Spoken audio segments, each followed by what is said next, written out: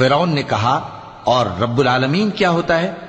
फरमाया, आसमानों और जमीन और जो कुछ इन दोनों में है सबका मालिक, बशर्ते कि तुम लोगों को यकीन हो।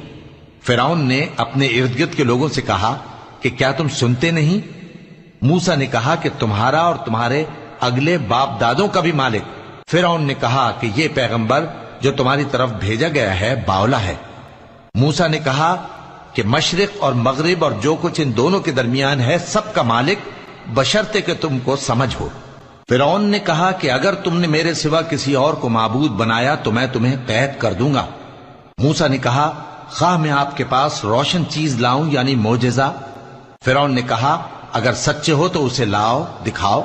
बस उन्होंने अपनी लाठी डाल दी तो वो उसी वक्त साफ अजदहा बन गई, और अपना हाथ जो निकाला तो उसी दम देखने वालों के लिए सफेद बुराक नजर आने लगा।